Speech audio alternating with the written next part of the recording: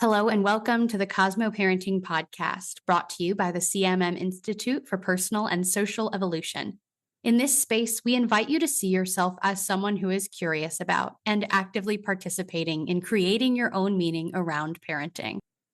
This is our Validate episode, where in the second episode of each month, we hear a parenting story with the hope that sharing the firsthand experiences of others who are parenting can make you feel seen and validated in your own experiences.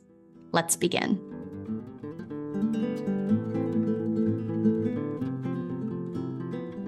Today, I am joined by Jenni, who is parenting a currently 17-year-old child. Hi, Jenni. Hi, thanks for having me.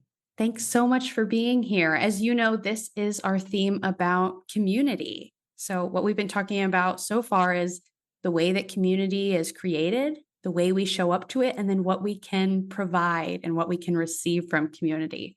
So with that in mind, could you share your story about community? Absolutely. So my son Noah is 17. He'll be 18 in December. And it has always just been the two of us. His dad's not been part of his life. Except it hasn't always just been the two of us, because it's been a really lovely group of people who love both of us very much, almost since before the beginning. So when Noah was born, I lived in Chattanooga and my family was in Memphis. And so I had to cultivate pretty quickly people who were willing to love and care for my child. So we had a bunch of babysitters that were wonderful. A lot of them were teachers at the daycare. So they all had keys to my apartment, and I drove a company car, but I drove a different car every day. So I would leave my car seat at the daycare, and then that way I could just pick it up when I picked him up, which was great because when I got stuck at work, I could text that group of people and say, can somebody take Noah home? And somebody would.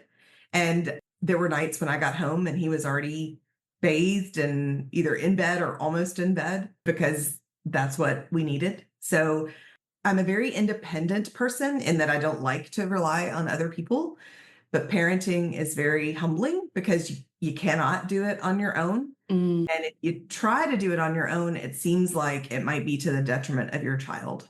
Yeah. So one place where we intentionally invited some people into the role of helping to educate and raise Noah was around sex and sexuality.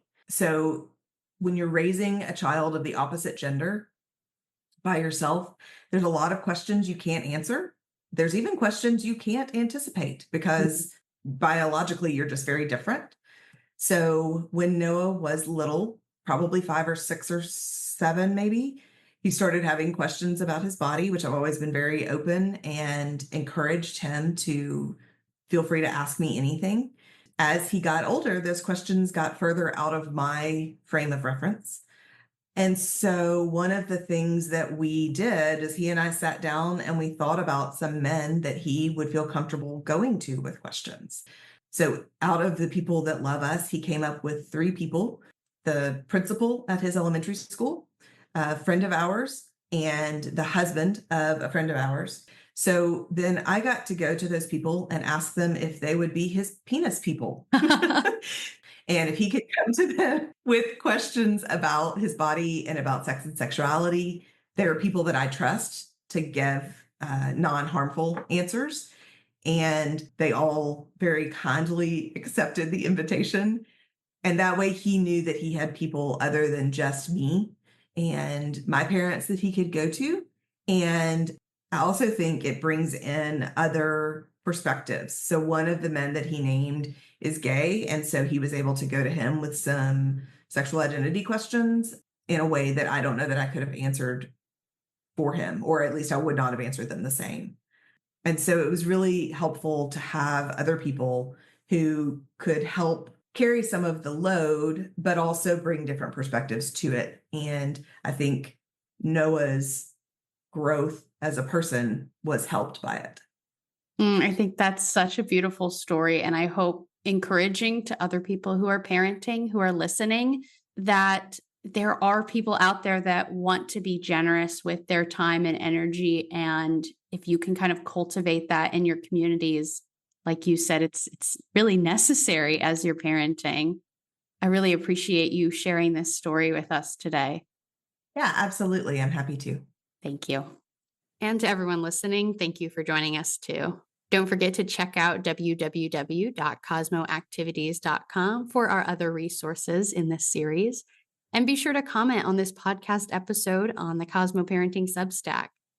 We're so grateful to be on this journey with you, and we'll see you next week to explore some parenting best practices.